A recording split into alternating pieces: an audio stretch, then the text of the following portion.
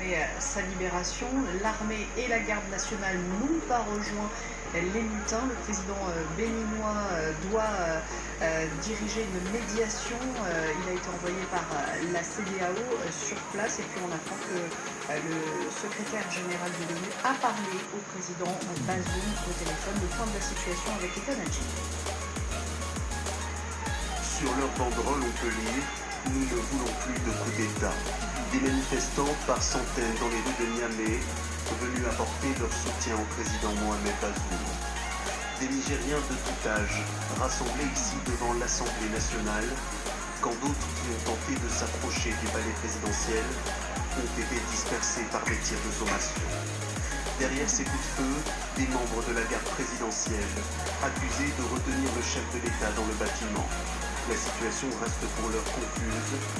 Dans la capitale, beaucoup partagent leur incompréhension.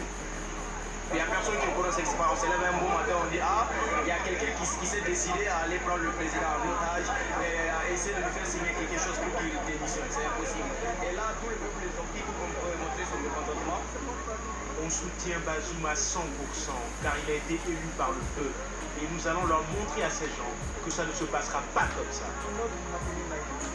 Dans les rangs de la CEDEAO, on dénonce une tentative de putsch au Niger. L'organisation africaine a proposé sa médiation. Dans l'Union européenne, comme aux États-Unis et à l'ONU, les condamnations sont unanimes. Le secrétaire général condamne avec la plus grande fermeté toute tentative de prise de pouvoir par la force et d'atteinte à la gouvernance démocratique, à la paix et la stabilité au Niger. Nous appelons à la retenue et à assurer la protection de l'ordre constitutionnel. Les Nations Unies sont aux côtés du gouvernement et du peuple du Niger.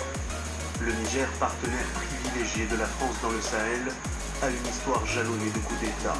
Les deux derniers putschs avortés datent de 2021 et 2022.